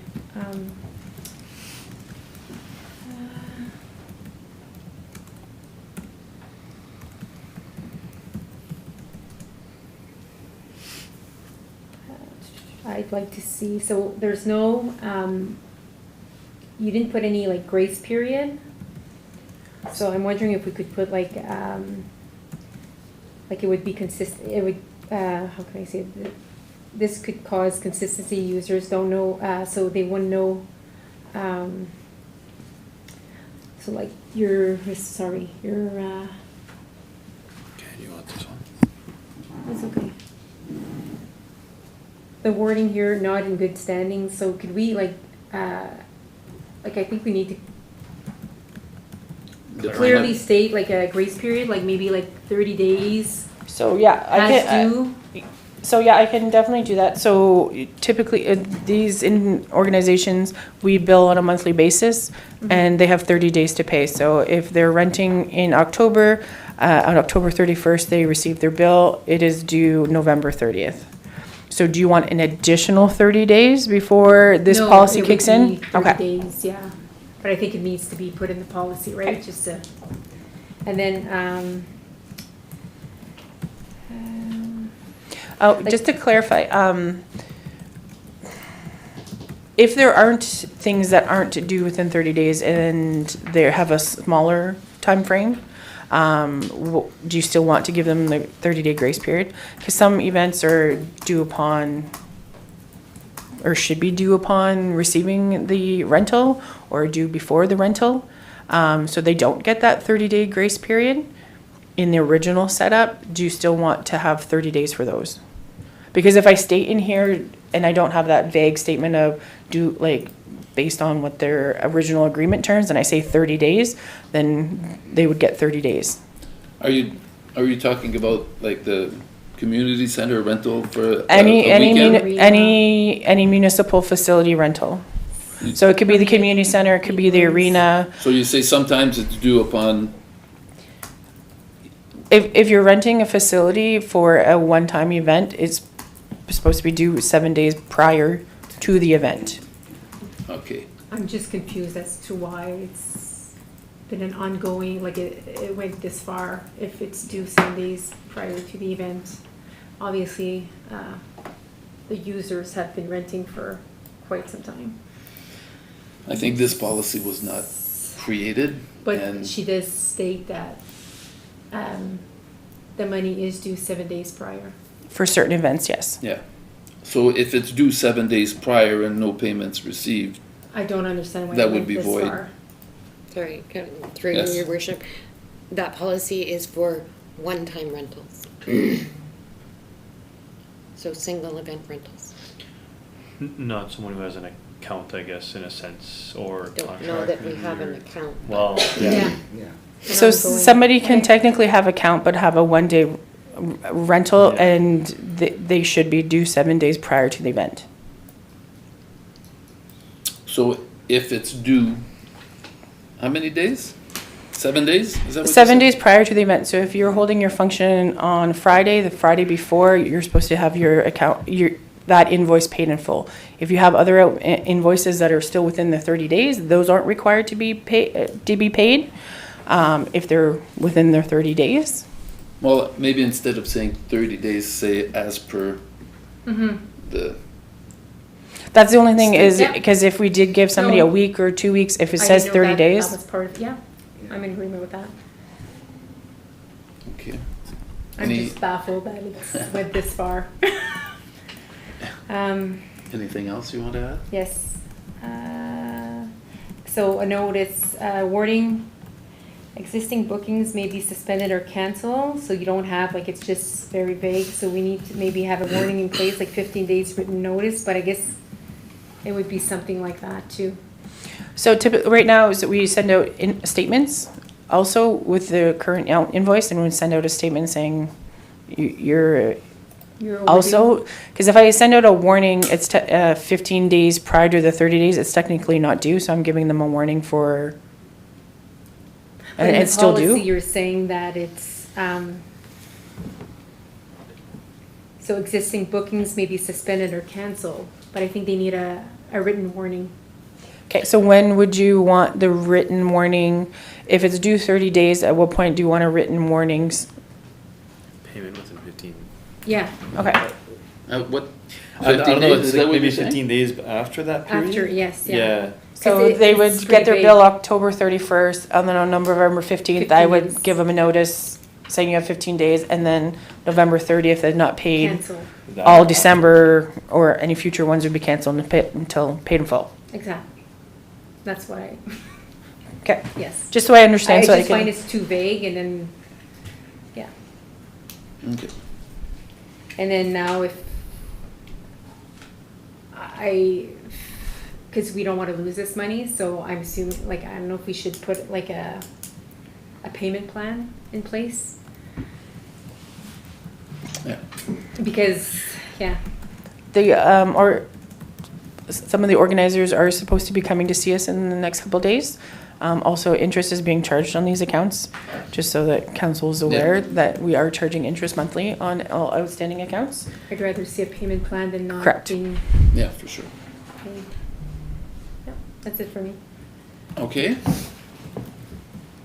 Councillor Loftus. We definitely need a policy, and this is the first time that I've seen this $16,660, which is very alarming, and I really believe that any organization that rents our facilities and does not pay their bill, I don't think that they should be using our facilities, I'm sorry. I'm sure that we've given them plenty of notice that this was due over the months. And probably, I don't know, how long is this for, like a 6 months, a year? She said it was less than a year. So less than a year, so I'm gonna say until this amount is due, that these organizations cannot use our facilities until they've paid this bill. because Okay. $16,000 is a lot of money. Okay. Councillor Patsy? Yeah, no, that's quite an alarming amount. You know, I know some of the organizations went through some of the people in the organizations also went through some health issues throughout the year. So I know that's always been an issue, and we see that as well in even municipal affairs, unfortunately. Health impacts everybody, especially in small communities such as these. I don't disagree this policy is needed. The good standing and stuff, I think my take on the 15-day was possibly after the 30-day period. Like, because now we're saying they have 15 days to make the payment, and then now you're gonna get a warning that, hey, your payment is now due in 15 days. Just a reminder. So they're Otherwise- getting an invoice before the invoice? They're getting a warning, a warning before Oh, they their got the date. invoice? Then They got the get a warning? invoice, and then they have 30 days to pay, and then After in 2 30 weeks. days, you get, Yeah, like I'm just cancellation. thinking, I mean, obviously Bell is a little bit different than this, but I'm just thinking they don't immediately cut your services, but like a 15-day, I think having allowances for that I think having allowances in that just kind of keeps it, it gives a little bit more leeway for that. Also, if they, I know if you, how would you say, not register intent to pay within like a few days after, like obviously you still have to pay within 15 days or so, but if it's 16 or 17, like the municipality reserves a right to, right? I think that's where the allowance is. Municipality reserves a right to Permit. yeah, exactly. I think that should be included in there, and that's all. Gives a little bit of leeway in those senses, right? So, but yeah, it'll be nice to see. I know they, some of them have already, as it's been brought up, that they're addressing the make payments. So, it'll be nice to see that taken care of. Yeah. So just to make sure I understand it, Yeah. once the 30 days arrives, that's it, you're, unless you come to the desk and made arrangements for payment. I think that's basically what it is. Like, And do you get a 15, when, I think do you it's get a 15. notice also? what's that? The 15-day notice, you think? If payment has not been made within 15 days of I think that would be the cancellation. final date, that's it, after the 15 days. Like, yeah, 15, like your payment is due on this date. If it has not been received within 15 days after that. Like, obviously you can make that payment within 30 days. You have 30 days to make that payment, but So just to clarify, invoice October 31st, due November 30th. November 30th, I give them their 15-day warning. If it's not paid by December 15th, that's when this policy Yeah. comes out. because Okay, so you Okay, give it's them a little 15-day different. grace. Okay, Yeah. you got 15 days, yeah. is there is there an automatic withdrawal or anything set up for this kind of stuff? No, there's not for this stuff, but we do accept e-transfers if they want Okay. to, if physically coming down here during business hours doesn't work for them, Yeah. they can send e-transfers. Yeah, just because I know, like, if you're set up like with any kind of recurring billing, if you get your invoice or your bill on this date, and the withdrawal shall happen 3 weeks or whatever time period later, and then if you don't pay, well then obviously then you have a. We only have that set up for property taxes. Yeah. Okay. Yeah. Yeah. And I And it's mean, a fixed amount. perhaps Based on there's their a- property, and it's through the property tax system, which is Yeah. separate from our accounting system. And perhaps there's a fee if you just like anything else, if you don't pay by the deadline, perhaps there's a fee added onto it. Well, we add the interest. Oh, okay, yeah, that's right. Yeah. Yeah. Okay. Councillor Lachance.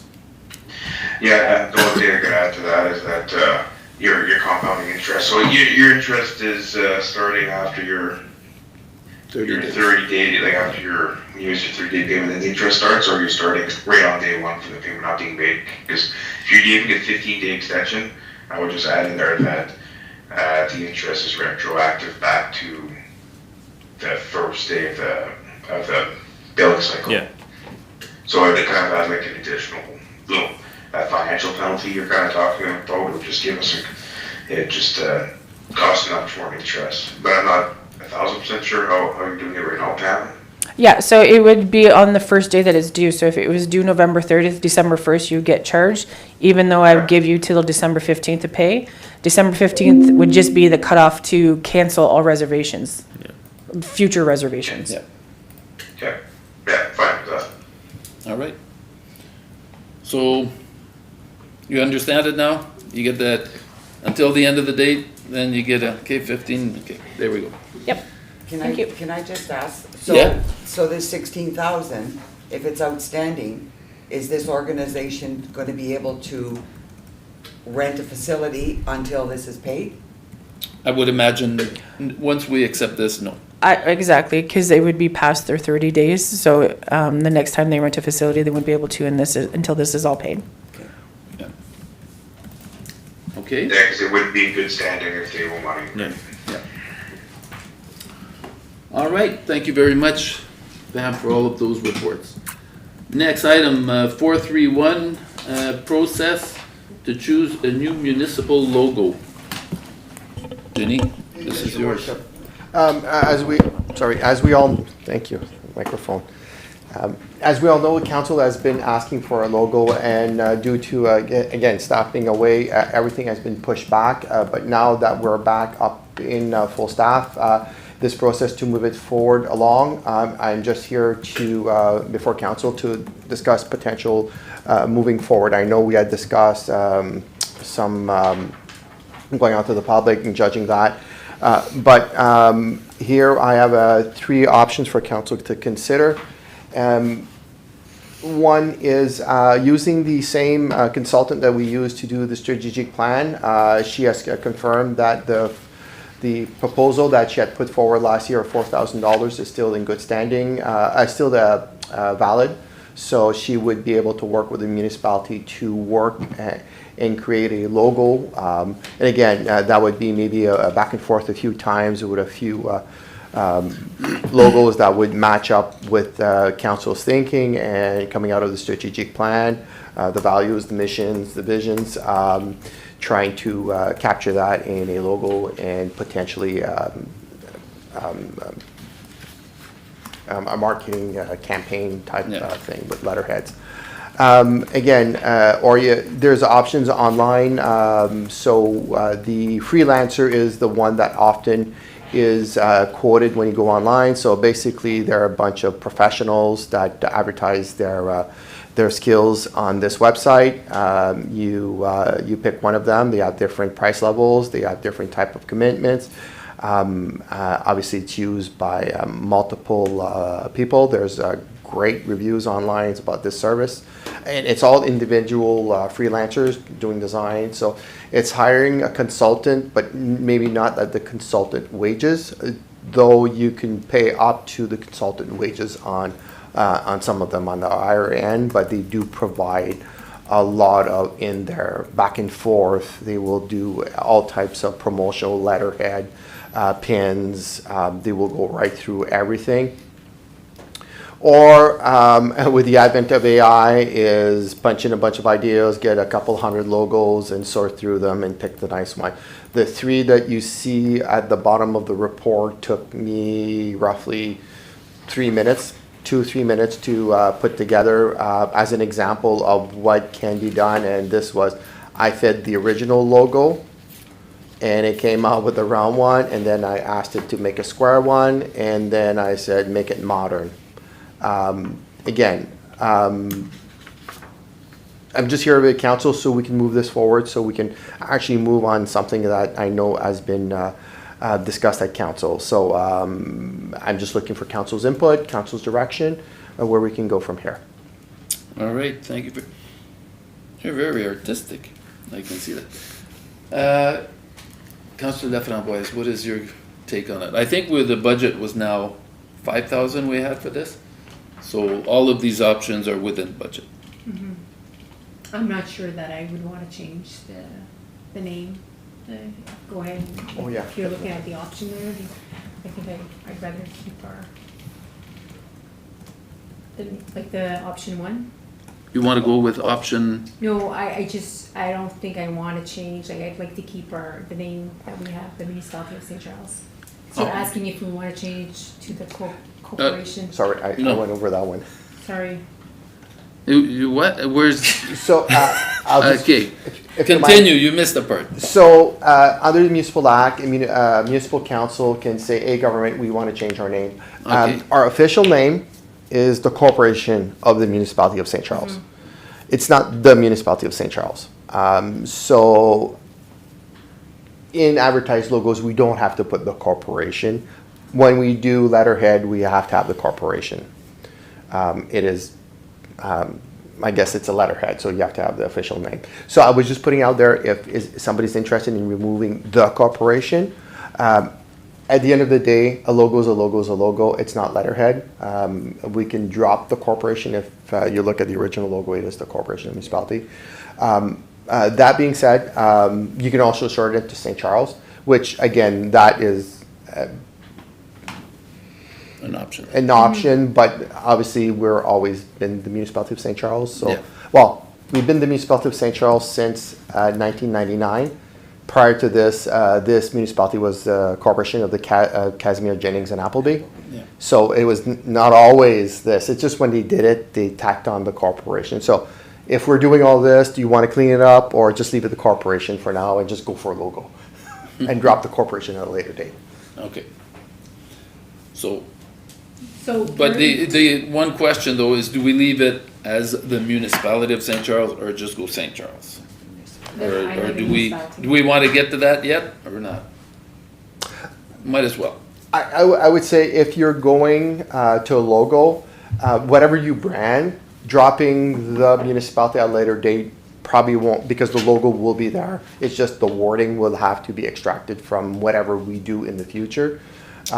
Just like the corporation, do we really need the corporation in our little logo? It's like it's crowded. So in the logo, we can maybe look at Okay. dropping the corporation, but officially our name, keep it as the corporation of For the now. municipality. For now, I think the logo is more important to get the design and everything ready, because if we do the name change, government doesn't work fast. So asking the government to do this, it may take a few months, and then we. Yeah, okay. If you do the logo, everything, there's still potential afterwards So to. just tweak it, okay. So, Sorry. just clarification, so we're looking just at the logo, we're not looking at all the expenses after, like all the labels and. Rebranding. Rebranding, Municipality. yeah, so, because we only have 5,000, right? Yeah, but once we have the logo, most of our letterhead is all Digital. printed as we go, so all of the letterhead is not gonna be a factor.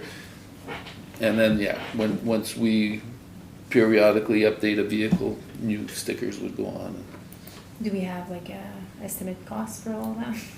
Well, I think Just- it's I just for because I- promotional yeah. right now. It's more what our out-facing website and promotional information. We wanna have something that looks a little bit more modern and snazzy, we'll say, eye-catching. What they see on the side of the plow truck is like secondary. As we get money and as we have funding for that, we can look at that. But it's the letterhead, the website, anything having to do with public, that we could immediately put into effect. So, but which one do you think would be, do you wanna keep our logo as is? Go with the Karen Jones? The website options, or our own talented Denis?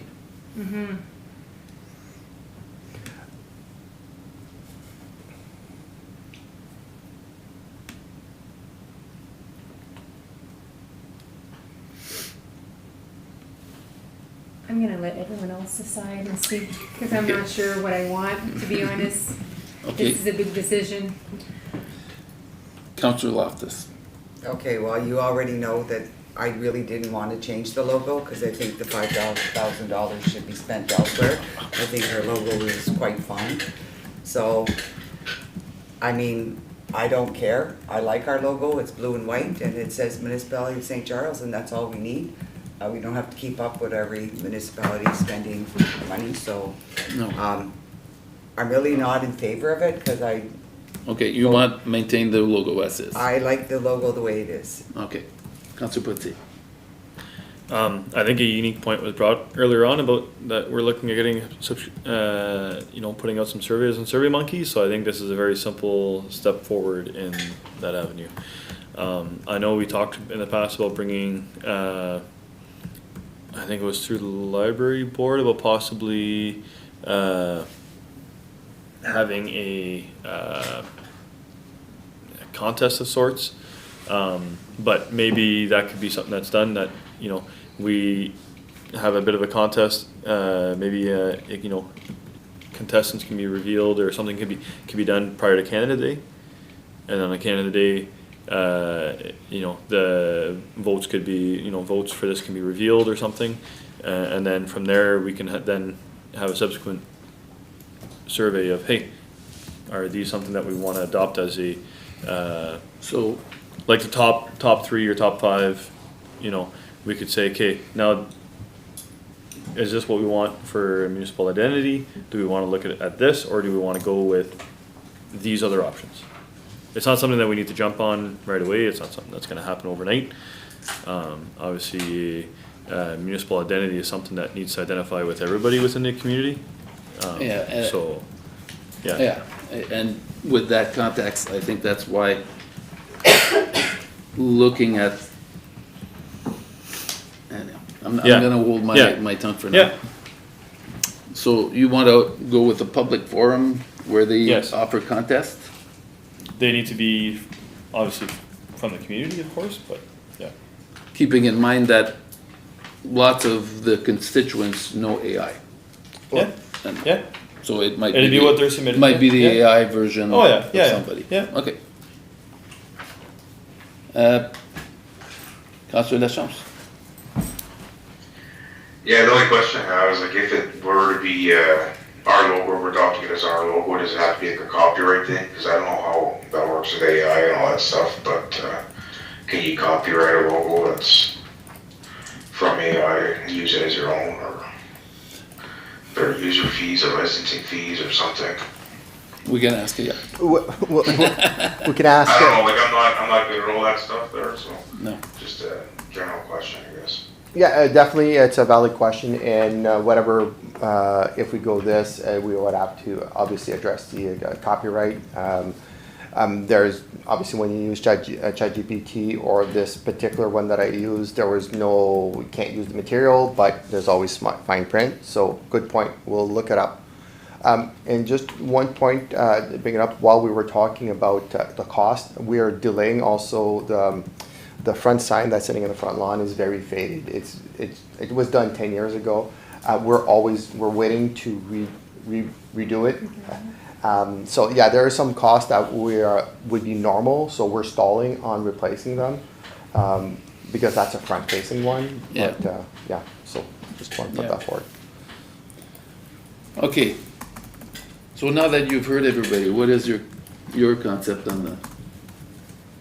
I just find if, depending the cost of it, right? And then I just look at the future costs. I'm not sure that we have the money or the budget to do that right now. Do what necessarily? Well, if you're looking at $5,000 and then, like he mentioned, this sign, and then there's a new truck coming along, I just need to know. Well, a new truck, you're gonna have to buy a logo to put on it. Yes. And so, yes, go ahead. Just to give you information, we did, when we purchased all the new vehicles last year, the decals were about $25 Yeah. each. So And- to kind of give you an estimate Yeah. of what you would have to do. And then again, when we discuss budget, as we purchase business cards, we would update with the new logo, we wouldn't buy all new business cards. No matter Same thing what. with the envelopes, when we reordered, Yeah, the next one, it would just be with the new logo, so it wouldn't be an additional cost. so now it would be actually a good time because next council would get their cards with the new logo. Yeah, so the only things that would be the sign and your flags would be things that you would probably cost the most. Everything else would be cycled in at a regular interval, would just be normal operating costs. Okay. I like the idea of Councillor Putzi because his idea, it won't cost us much. If you look at AI? bringing it forward to the public. Right? That's what you were saying? Yeah, I think, and it has to be stated that it doesn't mean that if they're, you know, winners or something, that doesn't mean that that logo is gonna become the municipality's logo. It's just, hey, what would you think would be like a good brand identifier? What would be a good logo for the municipality? Your Well, they- ideas could be used in future logo considerations for the municipality. 'Cause, Yeah. yeah. How about if we would, if we do go with that format, have options presented and whittle it down to maybe 5 or 6 choices that then council could make a decision on? Yeah. Have Yeah. them decide like on, I don't know, a 'Cause- number, we'll say 5, And the. that then could come to council for the final decision. Yeah. I don't know. I still think from there it needs to be, it needs to be voted on. Like, I know it can be left Well, up to council. that's why we're Yeah, here. Yeah. It's an overall brand identity, right? It's not just like, obviously, yeah, I don't know. Yeah, So just, again, looking at the concept of survey, potentially put a cash prize, and again, with it could go nowhere from where, and it could be at Canada Day, and you can run maybe everyone a QR code vote on the best 5 that council picked. It would be council whittling down to 5. yeah. We would whittle it down Oh, to yes. 5? Okay. I'm kidding there. You could assign a committee or staff, but it is an open public, or invite people from the public to join an advisory committee on these, an ad hoc.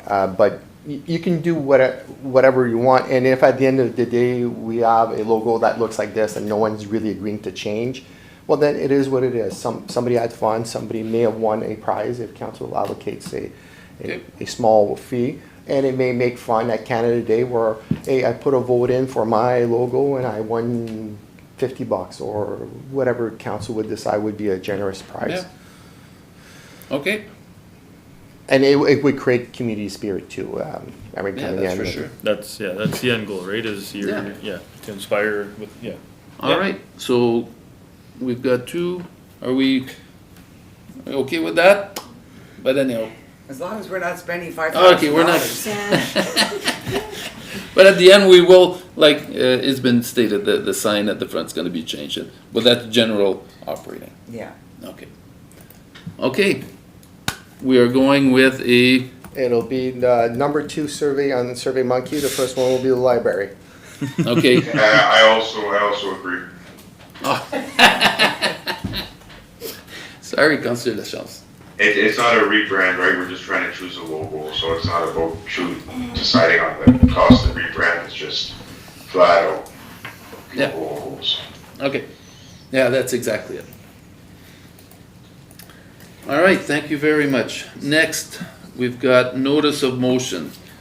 We attack these, this is just the first reading, We have 3 of them up for first reading. all right? Item Okay. 5.1, So the sandbag. The first motion for first reading, subject sandbag policy, the motion is made by Councillor LaFramboise,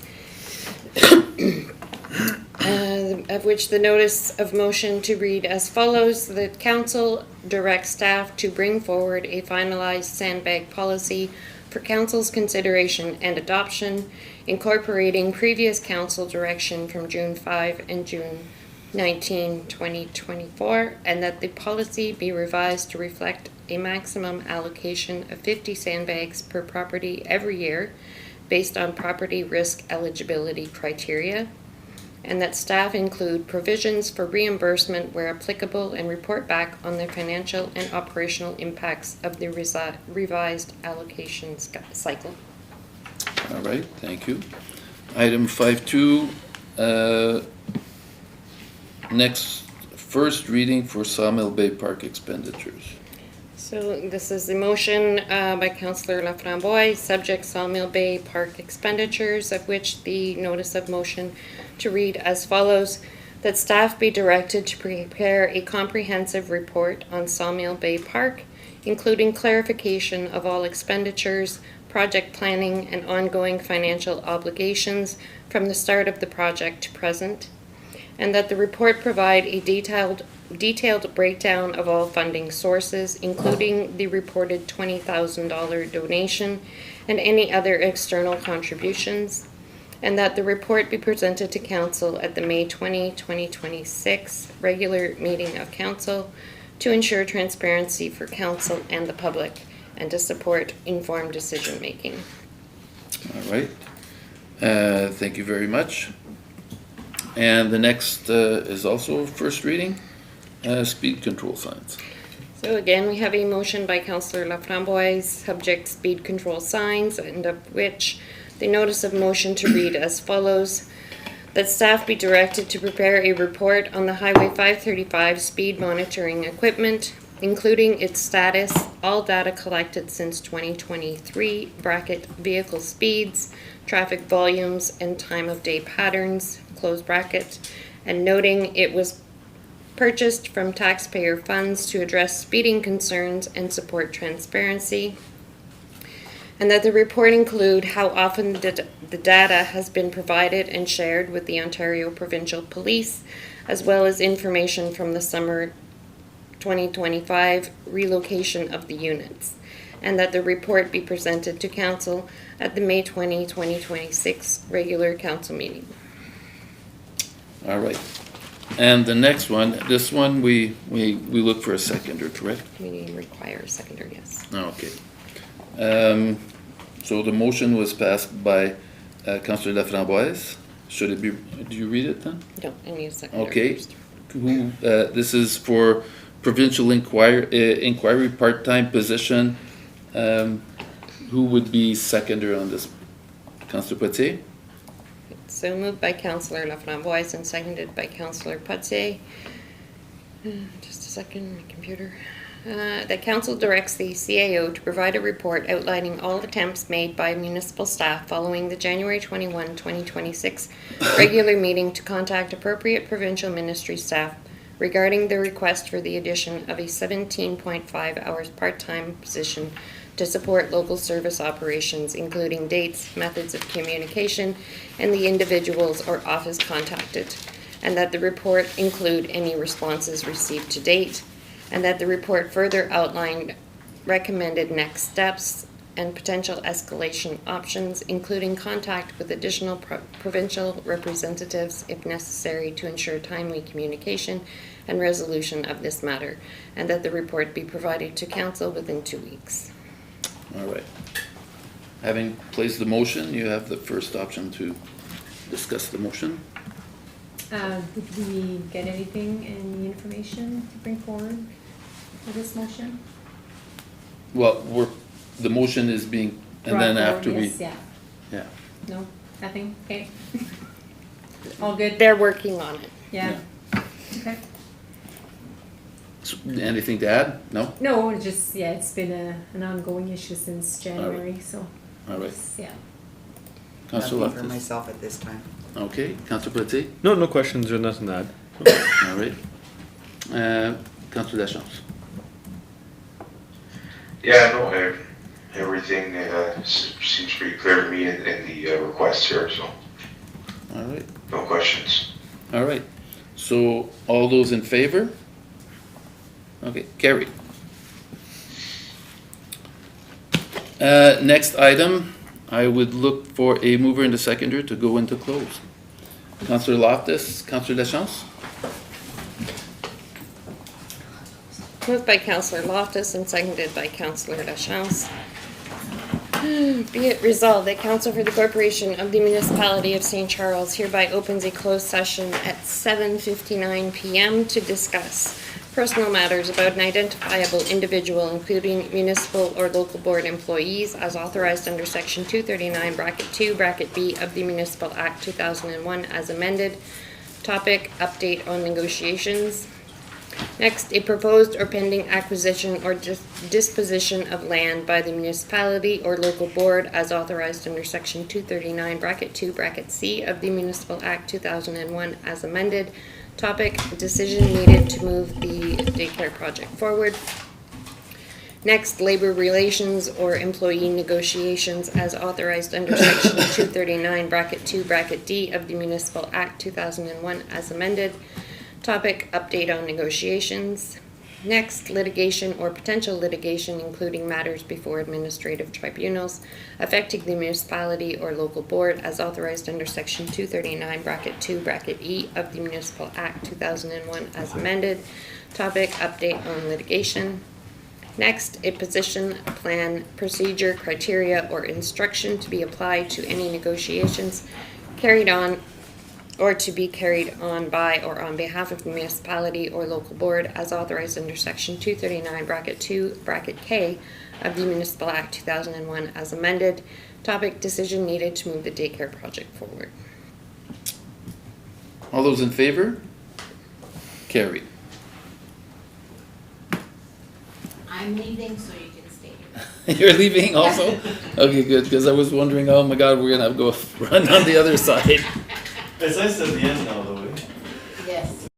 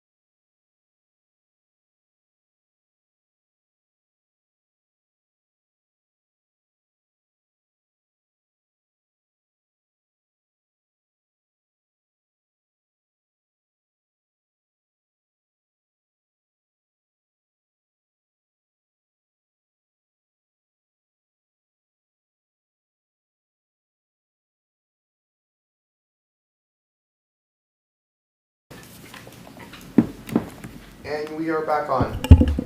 All right, can I have a mover and a seconder to reconvene? Oh, Councilor Potier, so, well, I'm not ready? No. Okay, sorry. Well, Denise said yes, so. Now are you Denise, ready? not the boss. Okay. Can I have a mover and a seconder to reconvene? Councilor Potier, Councilor Framboise? Moved by Councillor Pelletier and seconded by Councillor Laframboise, be it resolved that having dealt with all matters pertaining to the closed session, we hereby reconvene to the Committee of the Whole at 9:27 PM. All those in favor? Carried. Direction was given to staff on all matters discussed, and hopefully everything is gonna go good.